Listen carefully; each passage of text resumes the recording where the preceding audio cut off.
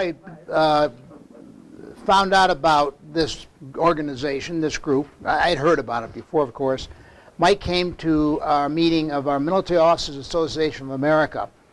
It's a national organization composed of all the uniformed services, including NOAA and the military, the health organization. I should know that. But we have representatives in Boulder of retired former officers of all those services, including a Coast Guard admiral in Boulder.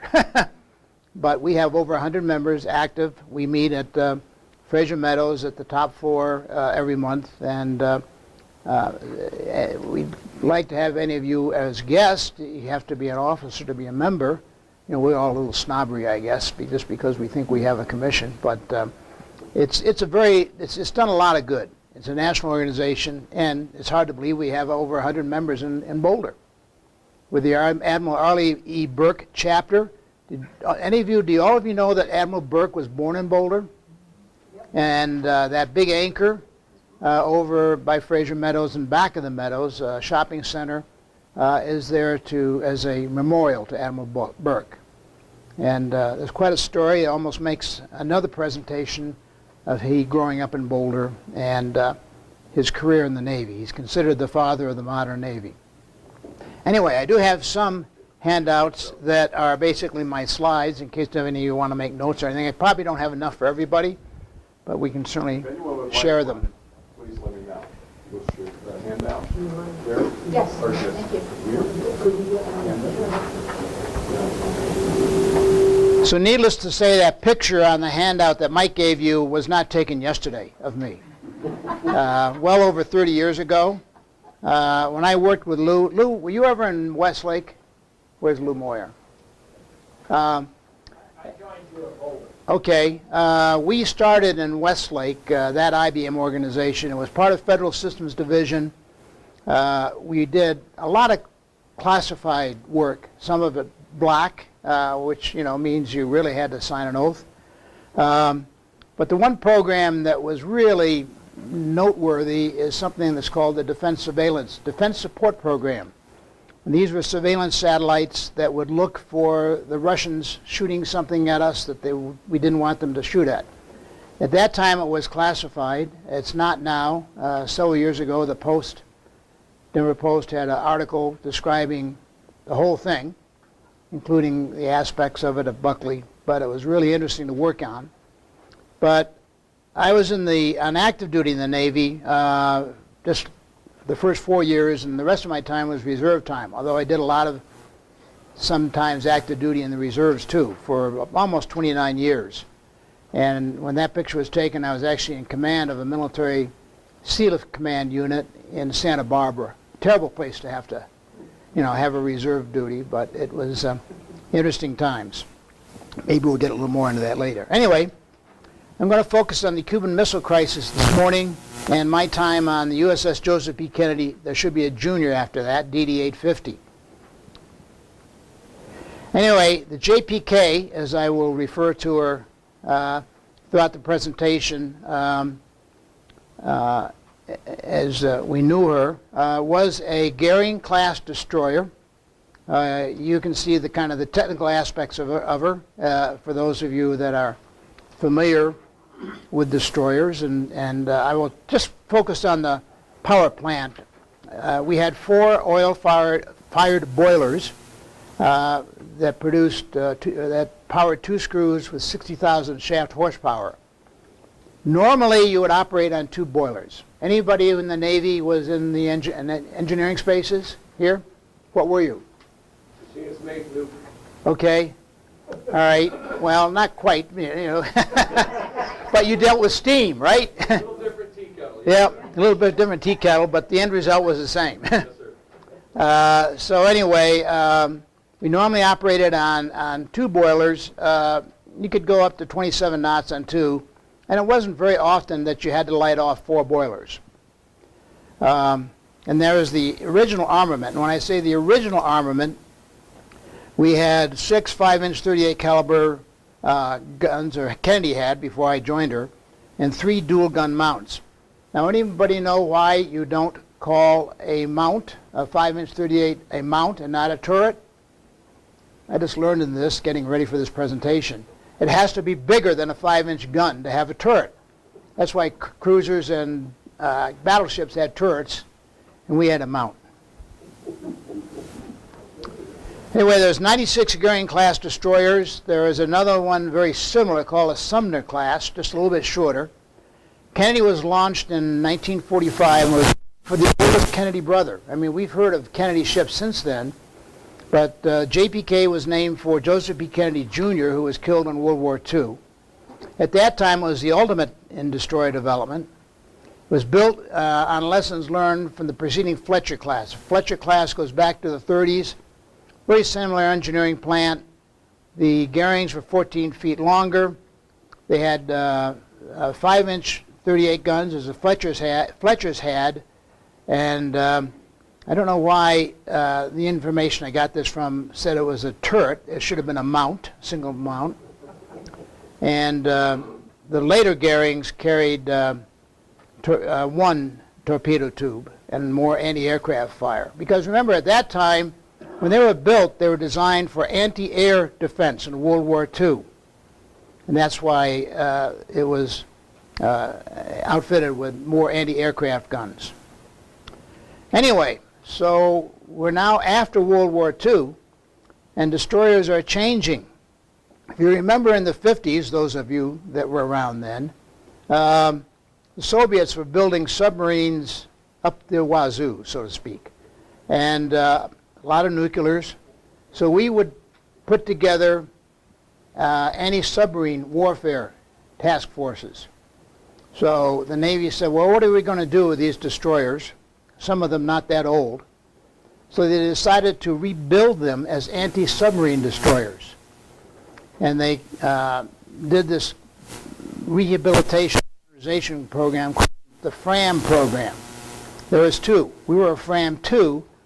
The Sumner class were FRAM 1s, which were a little bit different. I'm not going to talk about those today, other than just to mention those two programs.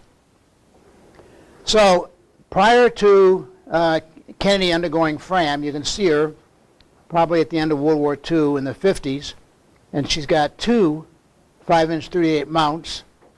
She's got an open bridge. That means when you stood watch, you stood outdoors. And depth charge racks back here, and of course her anti-air armament. And here's just a different view of her. So what did FRAM do? Well, they said it was going to extend the ship's life by 20 years, which basically it did. In the case of the Kennedy, she's now a museum in Fall River, Massachusetts, so it was a heck of a lot longer than 20 years. They installed anti-submarine. We had a helicopter hangar, a flight deck, and some other improvements such as an SQS-23 sonar and ASROC, which I'll talk about in a minute. They took off the number 2 5-inch 38 mount. It was replaced by 2 Mark 32 triple torpedo tube launchers. Again, we're going into anti-submarine warfare. The superstructure was extensively built of aluminum. They enclosed the bridge, which made it much more comfortable, standing watch. We had a new CIC, which is a Combat Information Center. Today it looks like an antique compared to the ones you see with NTDS and everything electronic. If you go aboard a new Navy ship today, it was after the bridge. I was a CIC. I started off as the EMO, electronic officer, and then later was the CIC officer. And then we had ASROC, which is an anti-submarine rocket launcher between the two funnels. It could fire a homing torpedo, standard homing torpedo, but we could also fire a nuclear depth charge. So we had nuclear weapons on the Kennedy. Greatly increased the range at which we could engage submarines. And the helo deck was for something called DASH. So even then we had drones, as we hear a lot about drones today. We were one of the OPTEV, Operational Test and Evaluation platforms for the DASH. It never became operational because that was sort of the last years of vacuum tube technology, and these things weren't that reliable. They just go off over the horizon, never to be seen again. Although we used to have fun with ours, we'd buzz it along the side, we'd kind of hover it alongside some merchant ship. They'd all be looking at it. What is this thing that looks like a big bumblebee? But anyway, so we had these drone helicopters. So this is a couple of views of Kennedy after the Fram. You can see it's got a enclosed bridge. Instead of a second 5-inch 38 mount, it's got 2 torpedo tubes. It's going to be interesting when you see that deck a little later in the presentation. And right here, you can just see it, is this ASROC launcher. And there's the hangar deck, and there is the landing deck for the Dash helicopters. This created somewhat of a different characteristics in the ship, which I'll tell you about a little bit later. So I joined the JPK in 1962. She was finishing up her Fram conversion at the Brooklyn Naval Yard, New York Naval Shipyard. And once we got her out of the yard, we spent almost a month down in Gitmo for what they call refresher training, making sure you still knew how to run a ship. At the end of August, we returned back to Newport, and then we had a very interesting experience. Here we are, the Joseph P. Kennedy Jr., and President Kennedy decided he wanted to use us so he could go out and watch the America's Cup races in 1962. For those of you that are, you know, and all of you have been in the military, when you have the president come to visit, things have to get spruced up. I remember they actually mixed milk with the paint, haze gray paint, to give it a more of a little sheen. I never heard of that before. Never heard of it since then. Anyway, this we turned our destroyer from a destroyer to a presidential yacht. And as the electronics officer, I was involved with upgrading the communications for the White House, extra communications for the press, a lot to go on. They took the 2 torpedo tubes off the torpedo deck, torpedo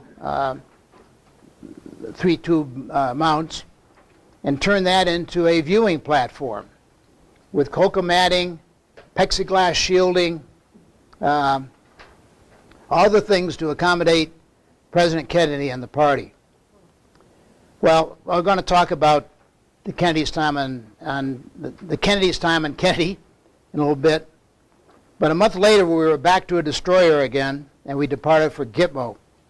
Supposed to be routine gunfire support of the base. And then our orders are changed, which I'm going to talk about. And on 26 October, we stopped and boarded the freighter Marukla. As I mentioned, I was the EMO to start with, and then when I departed late in the fall of '64 from my next assignment on Com Desron 12, before I actually got off active duty, I was a CIC officer. Kennedy was around as a active ship until 1973. So basically, they, just about got her 20 years out of her, and then some. She was stricken from the Naval Registry in 1974, and as I say, is now a National Historic Site in Fall River, Massachusetts, along with a Russian frigate, a PT boat, of course, in Massachusetts, and the battleship Massachusetts and some other displays, including a Dash. So here we are in 1962.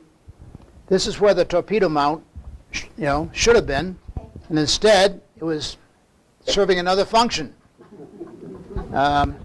She was quite an attractive woman, and Jack is there, and these are members of the presidential party, and these are the crowd of boats trying to get a glimpse of the president instead of watching the sailboat race. If you remember, anybody know anything about Newport, Rhode Island? Anybody ever been there? It's quite a town. It's a lot of very wealthy people. The Vanderbilts and many more built big summer cottages there, or mansions, and a lot of them are open for the public to tour, and one of them was owned by the Auchincloss family, which was Hammersmith Farm on this point of land. And that's where Kennedy used to like to go and spend time, because he loved the water. He loved sailing. Of course, he went to Cape Cod. The interesting thing about the Auchinclosses, they were old rich. The Kennedys were new rich. Joseph P. Kennedy Sr. earned his money how? Bootlegging, right? The Auchinclosses didn't think they were worthy of Newport. So when the Kennedys came to visit Newport, the Auchinclosses left. So Kennedy was here. We boarded the presidential party at the destroyer piers in Newport, the naval base, and we stopped in mid-channel there, and the Honey Fitz, which was the presidential yacht, came and came alongside. This is when they were practicing. I didn't get pictures. I was doing other things when the actual transfer came. And this is just a view of what they all went out to watch. What was it? At least 4 days we had the presidential party. We'd pick them up. The presidential party would board in Newport. We'd stop at Hammersmith Farm, get the president, proceed out for the race, and come back. Well, this created quite an interesting environment on the ship. We were basically at Special Sea and Anchor Detail, which means the most qualified people on a watch for the whole time we were there. The wardroom was turned over to the president's chief steward, a senior boatswain, senior steward. Those days they had a steward rate and a commissariman rate. The stewards would wait on the officers. We don't have stewards in the Navy anymore. They're all commissary men that get wardroom duty. But anyway, the rest of the crew was served on station because the thing lasted all day, and stayed at their stations for the whole duration until we got the president and his presidential party back at Newport. So these are just some views. At that time, we were the senior ship in the Navy. Just above the American flag there is the presidential flag. That means every ship, no matter how senior, had to render us honors. Rendering honors, when you pass another Navy ship, the first thing the junior officer does is go to the book of officers to see who's senior, because the junior ship has to render honors to the senior ship. Remember that? And you have to, be up there in whites or whatever the occasion is. So we were the senior ship in the Navy for a while. And you can see, I took this picture just looking over from the flag bridge, and you can see how they put plexiglass there and coca manning, and this is where the crew was, most of the crew, and this is where all the press were back on that helicopter deck. Somewhere in that mess is Walter Cronkite. This guy was my leading ET, first class ET. Electronic technicians, are selected because they're pretty skilled from a technical point of view. George Silk was a very interesting guy. I learned as a junior officer that even though I had been to electronics school for 6 months, these guys knew a lot more about it than I did. And so, for the most part, I stayed out of their way and they kept things going. But George was the leading ET, and his rate before was a bosun mate. My Navy guy looks and says, a bosun mate is one of the less skilled, or where they put people that probably can't make some of the technical rates. And these are the guys that clean the ship, swab the decks, chip paint. So for a bosun mate to convert his rate to a ET was kind of unusual. He had the mannerisms of a bosun mate. See how his hat is a little cocked there? But he was a very good ET, although his first approach was to, when a piece of gear went down, to kick it. And 80 or 90% of the time that worked, because there may have been a battle short that was out. So these are just some more views of what was going on. I mean, here's all these boats trying to get a view of the president. We had the press back on the helo deck. and we had Kennedy announced the settlement of the coal strike. There was a major coal strike, coal mine strike that was going on. So that was big news. So these press people like Walter Cronkite had to call in these boats to get film so they could get it back on the evening news. These are some number other views. Everybody on the ship got one of these little Kennedy tie tacks that were a campaign novelty in the 1960s. They're actually gold-plated. I still have mine. Just for the heck of it, yesterday I went online to see what they're worth. I could get almost $300 for mine. But after the last day aboard, Kennedy was presented with a model of our ship that was built by the tender. Tenders are big ships that take care of little ships. There's submarine tenders. There's destroyer tenders. With the machine shops and what have you. They used to joke that they had a big, it was difficult to get them underway because they had to get them off the pile of coffee grounds that was underneath them. But the tender did build us a great ship, and this is a model maker. There's a rate that had built this model, and presenting it to the president. I took that picture. I was in the ranks, and there's Jackie looking at it. So, JFK and the JPK crew. John Kennedy was a very personable guy. He just came and talked to everybody. He walked around the ship, wanted to talk to the crew. I was JA, at that time I was, I can't remember, I hadn't made JG yet, but I had the JOOD watch on the bridge. And John had noticed that the crew was getting cake. And his meal, presidential party meal, didn't include cake. He wanted cake. So Jack brought him up to the bridge to see if he could get John a piece of cake. Well, as the JOOD, I was kind of there, but I didn't have a lot to do, so he and I just chatted like we're talking for 15 minutes or so. Just, about his Navy experiences and the sea, and just a neat guy. But I remember his back was so bad coming up the ladder or the stairway to the bridge, he could just use both hands and took one step at a time. He could barely up and going back. He had a very bad back. So anyway, we get rid of the Kennedys, and comes October 22nd, and our next assignment, routine orders to head down to Gitmo and spend a couple of weeks down there. It's what they call a gunfire support ship. In those days, they always used to keep two destroyers, one offshore and one in the bay, in case the Cubans started acting up to lend gunfire support. And so we're underway that morning of the Monday, the 22nd of October. Who is here and can remember the 22nd of October? And just kind of a routine get underway. And then Kenny made the speech. Let's see if I can make it work. Good evening, my fellow citizens. This government, as promised, has maintained the closest surveillance of the Soviet military. Remember that speech? On the island of Cuba. Within the past week, unmistakable evidence has established the fact that a series of offensive missile sites is now in preparation on that imprisoned island. The purpose of these bases... I won't go through the whole thing. You can get it online if you want to.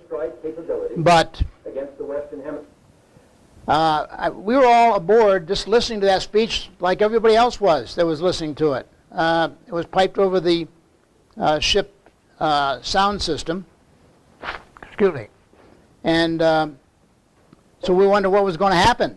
Here we are on our way to Cuba to be gunfire support ship, and Kennedy's announcing he's going to blockade the whole country. Well, obviously our orders were modified. We were told to go into Norfolk to pick up missed ship sailors. You know what a missed ship is. One of the things you don't do in the Navy, whether you're an officer or enlisted person, is miss your ship when it leaves. You can get in trouble. Well, those ships left Norfolk so fast that there was a lot of sailors that didn't make their ships. So we were ordered into Norfolk to pick up several of these sailors and start delivering them to ships that have left for the blockade assignment. The JPK did not get any specific blockade assignment. We're kind of running around delivering sailors, providing support as required. There's lots and lots of material available on the internet on the Cuban crisis. If you just do a search on the Cuban crisis or the Maroocla boarding, you're going to find it. And there is a movie you can get on Amazon. Some of you probably saw it, 13 Days in October, that tells the whole story. JPK was actually used to film that movie, only they portrayed her as the Pierce, which I'll get into later. So this is kind of wordy. I kind of turned it into some bullets so I can go through it. But there was a meeting documented that the Russian leaders had on the 22nd. So you can see Khrushchev's cabinet, so to speak, his higher-ups are all present. And the defense minister, a guy by the name of Malinowski, says, I don't think that the USA will be able to undertake any lightning-fast measures.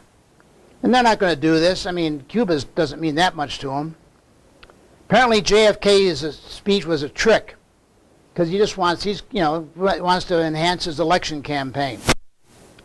If an encroachment on Cuba is declared, we still have time to get ready, but I don't think we need to go to full alert at this point. So Khrushchev comes back and he says, I agree with Comrade Malinowski's. The matter is that we do not want to unleash war. We only wanted to threaten them, restrain them with regards to Cuba. The difficulty is that we didn't concentrate everything that we had planned, did not publish the agreement. And I guess what he is saying there, we should have kind of let the world know that we have this agreement with Cuba. But these, to me, are the most important words. The tragic aspect of this situation is that the U.S., might attack and will repulse it. It might turn into a big war. And I think that time was the closest we probably ever came to shooting nuclear weapons at each other in the whole Cold War. This is the chart that was created for CNO and CNO's flag plot. It was top secret at the time, was declassified, so it actually is available on the internet.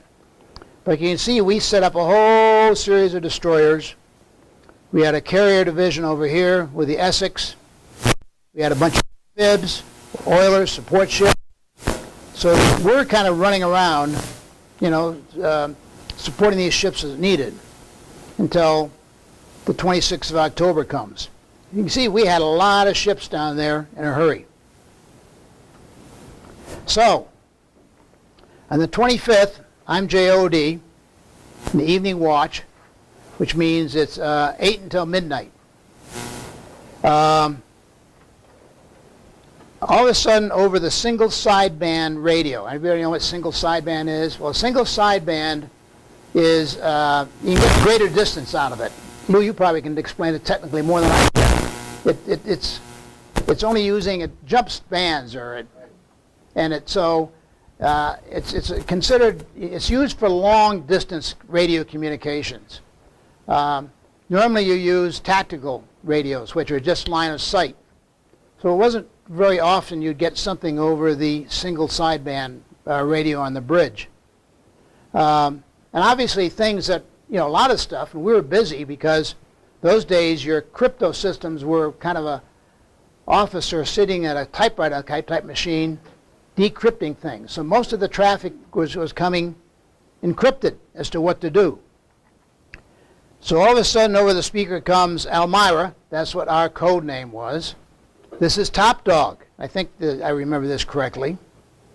And gave us orders to intercept this steamship Maroocla at first light.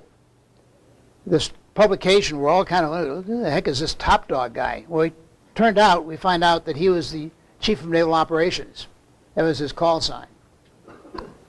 And to get to where the rendezvous point was, we had to light off 4 boilers. Remember I told you we didn't do this very often.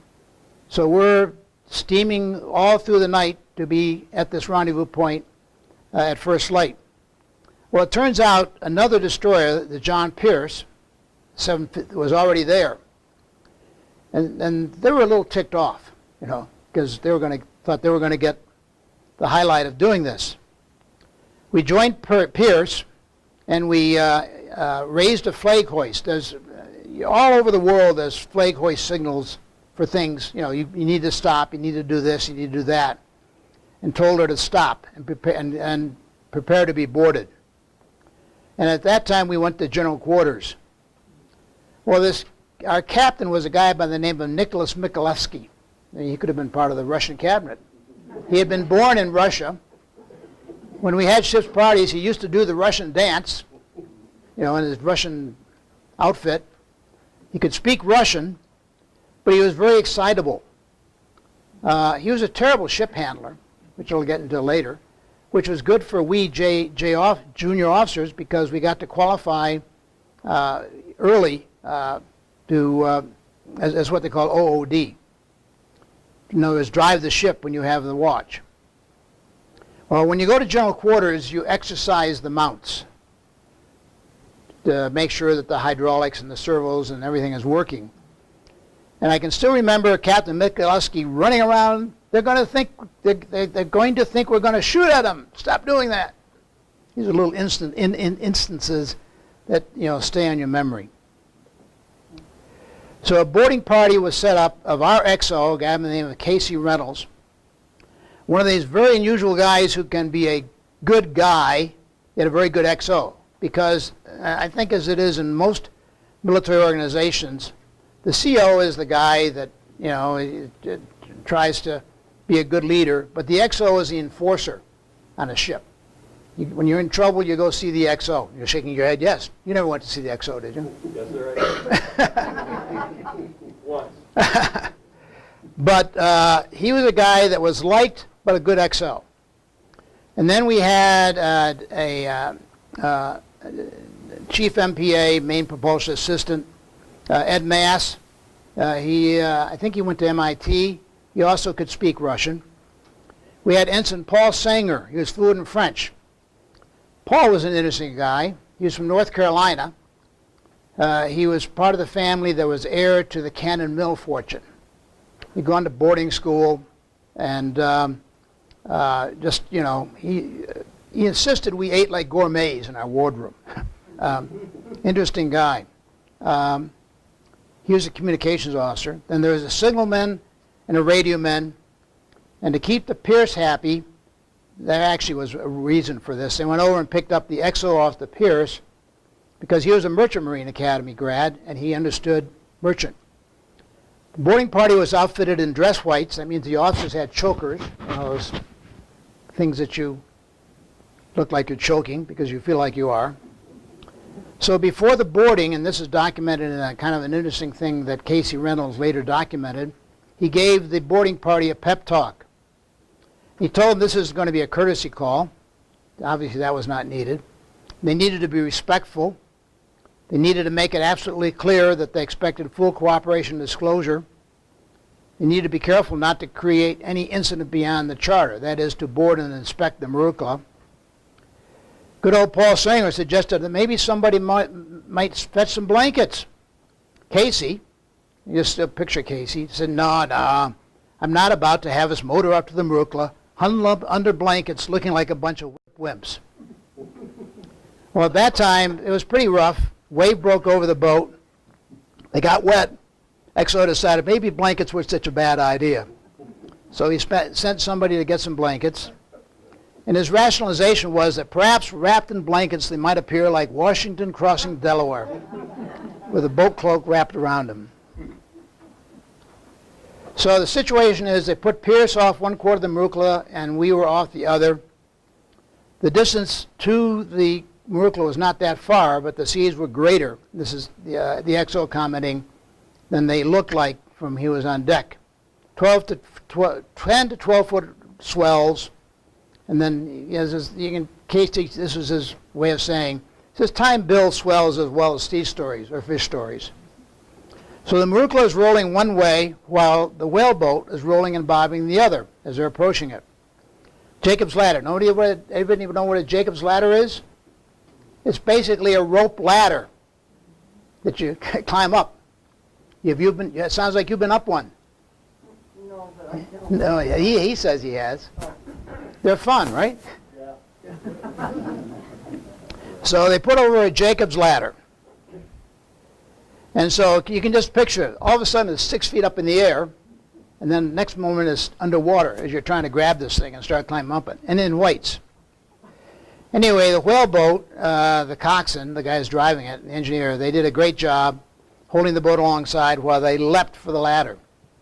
When they got to the main deck, in the case he said it was like climbing Mount Everest, he was greeted by the first mate of the Marukala. He was friendly, spoke good English. He wanted to go see the ship's master and was taken to the sea cabin, the captain's cabin. He was introduced to the master. Master wasn't very friendly, but he wasn't warm and friendly. He was not hostile, but it wasn't warm and fuzzy. And he attributed this to the fact that he spoke no English. And, you know, he's a little put off by some foreign warship stopping and boarding a ship. Turns out the Marukala was not a Russian ship. It was registered in Liberia, I think, and it had a Greek crew. And it was under charter to the Russians. So these are actual pictures taken at the time of the boarding. I took a couple of these two. And here you can see our little motor whaleboat with a boarding party going over to the Pierce to pick up the XO. And then you can see that's the Pierce, you can tell by her antenna. And that's the Marukala, which is basically an old Liberty ship. And if you look right here, you can see the motor whaleboat come up alongside the Marukala, and hanging over the side, it's hard to see, is this Jacob's ladder. So Ensign Sanger, he's there, and the XO has to go in the captain's head to wash his hands. So this is basically a direct quote from the XO. An amazing sight occurred at this point. My hands were filthy after climbing the rope ladder, and the Marukala was no QE2. So he asked for a place to wash up. I was shown to a head close at hand. One of our officers, this is Sanger, who had followed me aboard and had seen me enter the cabin, found that I was nowhere in sight when I entered. I could hear his plaintive cries, "Oh, where is my commander? What have they done with my commander?" This is Paul Sanger. I popped my head around the bulkhead to assure him I was still among the living. So, you know, here we are almost going to nuclear war, and these incidents happen. So what are my conclusions? I think this is, everything I've read said this. The National Command Authority, the President and all his advisors, decided that they needed to select a ship to board that they were certain that contained no prohibited materials. In other words, just as it was equally important to take some action to signify that we had intent and resolve. But I'm convinced that Khrushchev and Kennedy were communicating with each other and said, we got to find a way to cool this thing down. You know, otherwise we're going to end up shooting nuclear weapons at each other. And they both wanted to. As a CIC officer, I was tracking all the ships that we knew had nuclear weapons and rockets, and they all did a 180. I can still remember our grease board display, and if you ever do go visit the Kennedy, go in CIC, and you'll see the grease boards. Those would be before the days of electronic displays with grease pencils, where we were tracking all the Russian ships, and the bad guys turned around and headed back. But we weren't done. We had quite a bit of time. So after that, we were ordered to go to the Panama Canal and rendezvous with a whole task force of amphibious ships full of Marines at the Panama Canal. Now these guys were returning home after a long Westpac, Western Pacific deployment. Remember, this is before Vietnam. And they thought they were going home. Now they're going to find they're going to spend another several weeks in the Atlantic aboard these amphibs. Anybody ever been on an amphib? This is where the Marines ride, right? How many tiers are the bunks? 55. Yeah. I think some of them serve 24 hours a day, and just to get everybody in. It's not the most luxurious place. So we formed a task group that remained south of Jamaica for several weeks doing racetracks. In other words, just going around like you're going around a racetrack in case things blew up again. Some of these Marines got a little stir crazy, so they'd be having boxing matches for them and what have you. And a couple of them jumped over the side, so we had to fish them out of the water. So they were finally getting so stir crazy that they decided that they wanted to give them some liberty. They took them to Vieques, which used to be a naval base. There's 2 islands off Roosevelt Roads off Puerto Rico. And they used to use it for amphibious training.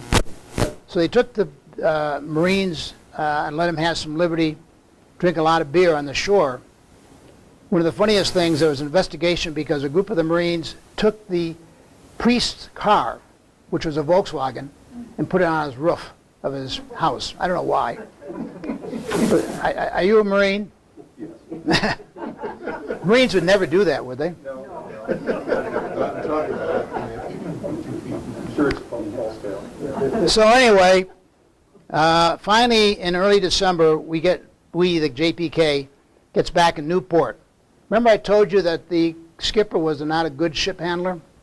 And, most of the time he'd let junior officers, drive the ship, and I got to do it quite a bit. But he decides he's coming back, and there's a whole bunch of press corps there, and the bands and our wives. I had just been married in September, are on the pier, and he rams the pier with a ship. So you can picture a band doing this.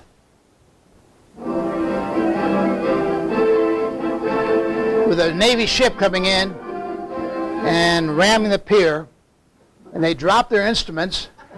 One almost ran over my wife. So it was a very interesting time, a very tense time, but it was interesting to be part of it the way I was.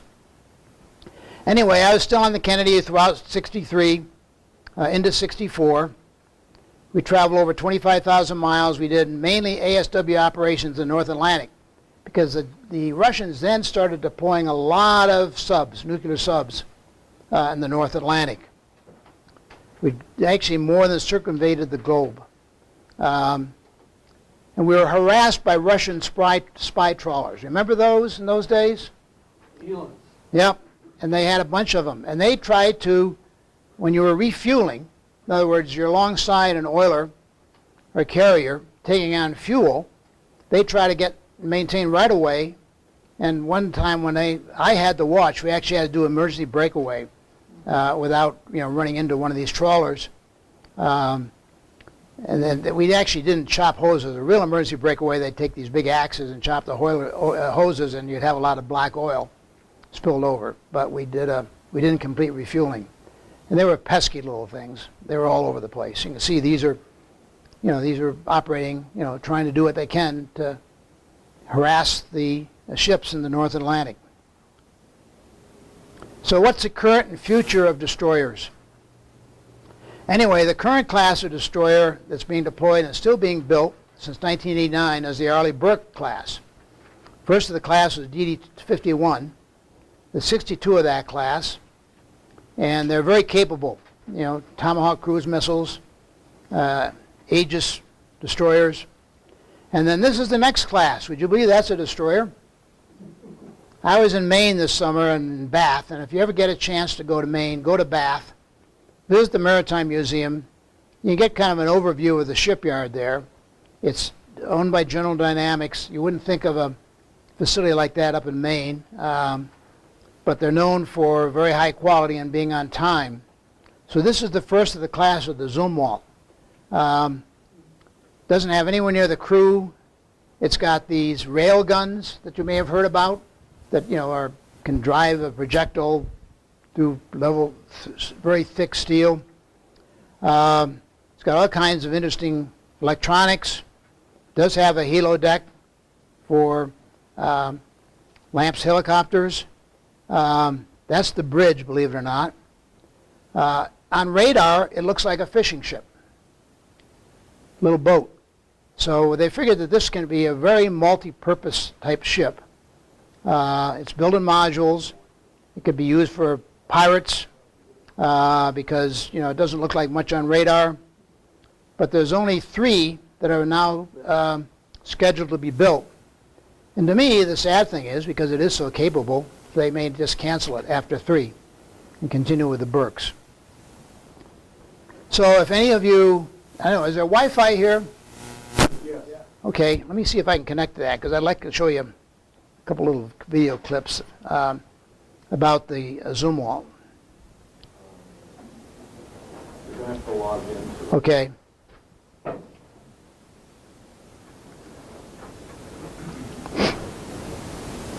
Which one is it? Vet Museum guest.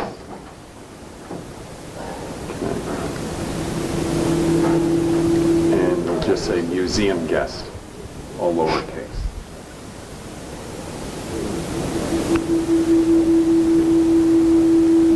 It may not be fast enough for you, but Wow.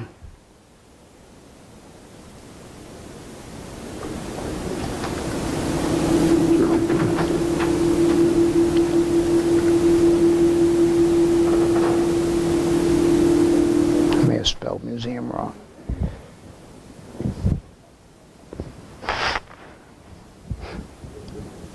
okay. Looks Yep. like you're connected. Okay.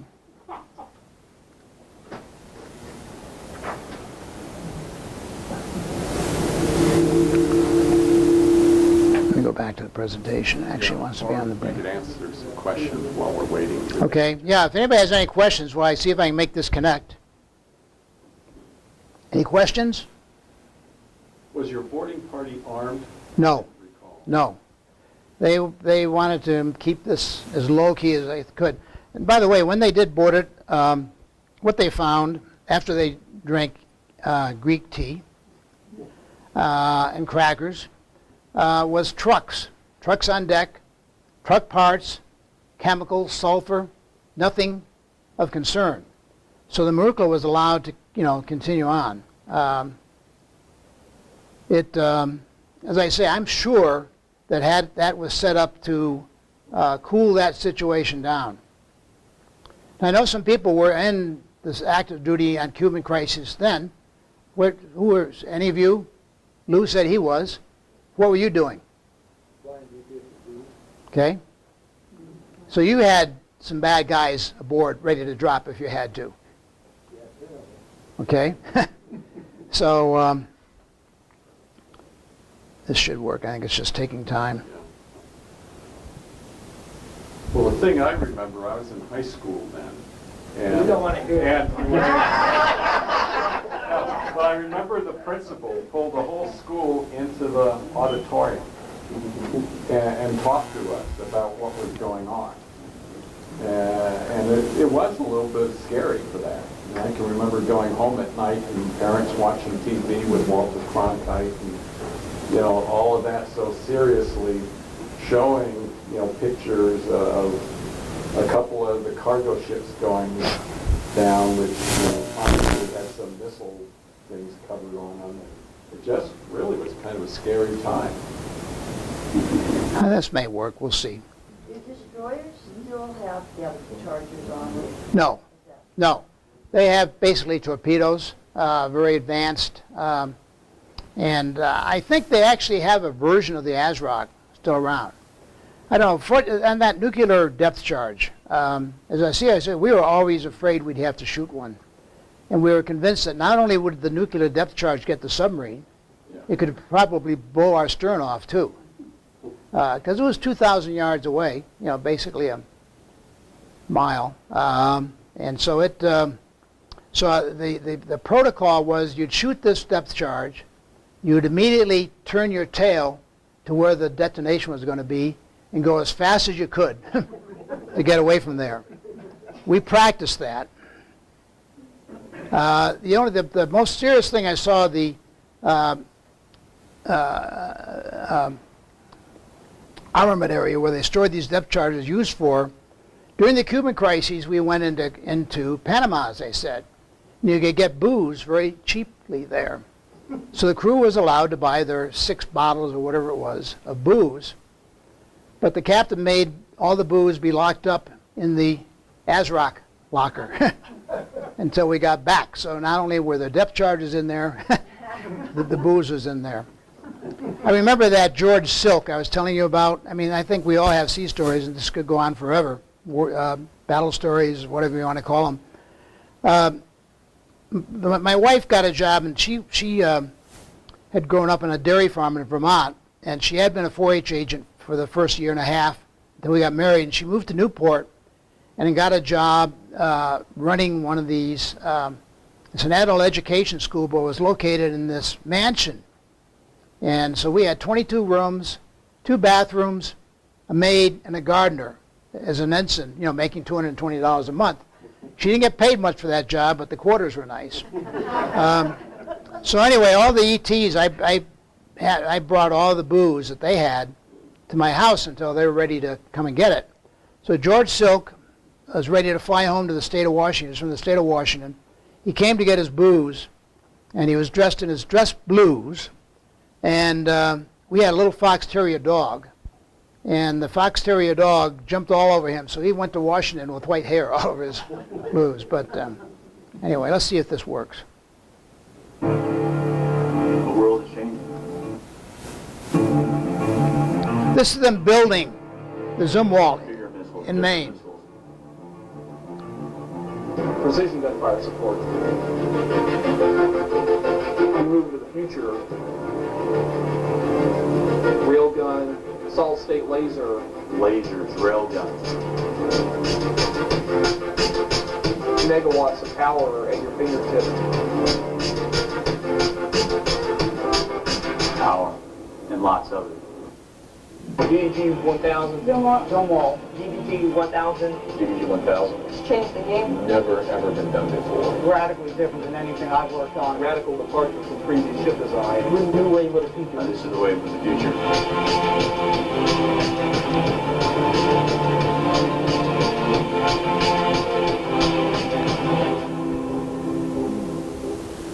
I had 2 more of these to show.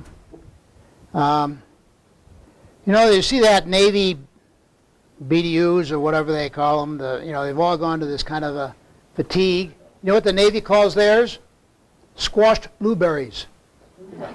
The idea is that if you ever go overboard, they're never going to see you.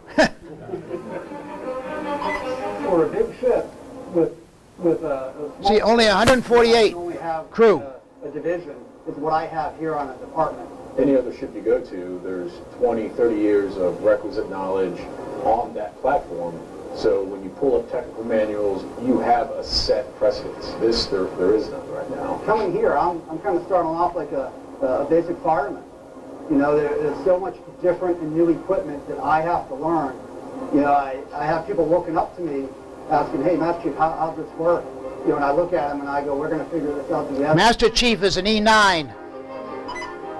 You're talking about all electrical powered ship. On top of that is all electrical propulsion ship. So your load for DDG 1000 just skyrocketed. To be able to support that, what you need to have is higher voltage so you can support that. Electric load. motors drive this thing. Instantaneous power on demand based on whatever the conditions are, whether you're in a firefight or peacetime steaming. You can do with it what you need to do with it. It's any engineer's dream. For the long-range land projectile, I now have a little computer brain. Squash blueberries. So it basically hits exactly where I want when I want. It means I can have up to 12 rounds show up at the exact same time.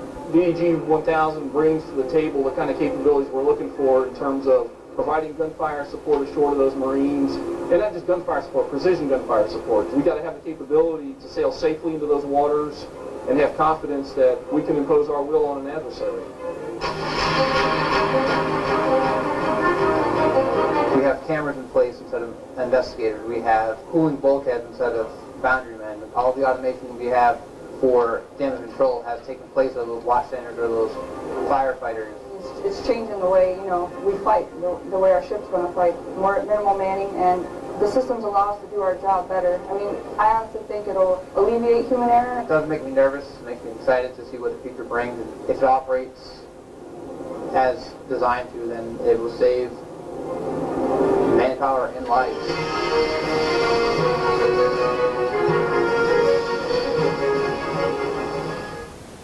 One more. Do you know why they're going to stop production of that? Well, It's actually a lot of, efficiencies. We'll see. Who knows? But it's a very impressive ship, and that's why I'm saying. The platform is people. Without it, it's just a hunk of steel. People are the difference. One of the things Admiral Burke said to us: "The ship is built to fight. You had better know how." The sailor dictates the platform's atmosphere. If you have a good sailor, they're highly motivated, they're highly trained, they will tend to do things the correct way, and they will do them better and more efficient. When this ship get underway, it's going to be I would say, the new wave of the Navy. It's going to have a lot of eyes on it. I think any sailor can expect that when they get to Zumwalt, they're going to be expected to perform at a seasoned petty officer level, not anything less. The thing that excites me the most is the history behind Admiral Zumwalt. I just love his philosophy. I think he was a great person. Once you read about Admiral Zumwalt and you see his legacy, it just makes you want to be on his ship. They're embarking on the adventure of a lifetime. You are on the leading edge for the Navy. You are doing something that none of your peers are going to have the opportunity to do. You are taking the first of a class to sea, and nobody else can take that from you. I have all faith in my shipmates. I believe we will all come together, and once the ship gets underway, everybody will see that this is a great ship. Anyway, I thought that would be kind of an interesting update after my presentation. Zumwalt was Chief of Naval Operations when I was in active duty. Anybody around when Zumwalt was CNO? He was an interesting guy. He allowed sailors to have facial hair, liberalized things a lot. But one of the things that the officers didn't like, his wife didn't think that you should see a man's underwear. So we had to all go from these white close-necked T-shirts to V-neck T-shirts that didn't show. They changed the regs, Anyway. Okay, any more questions? Well, thank you very much. Okay. In appreciation, we'd like to give you that mug. Oh, thank you. Otherwise, Yeah. we would challenge coin as well. But No, that's fine. thank you very much Yep. for your talk. It was Yep. fascinating. And please stick around.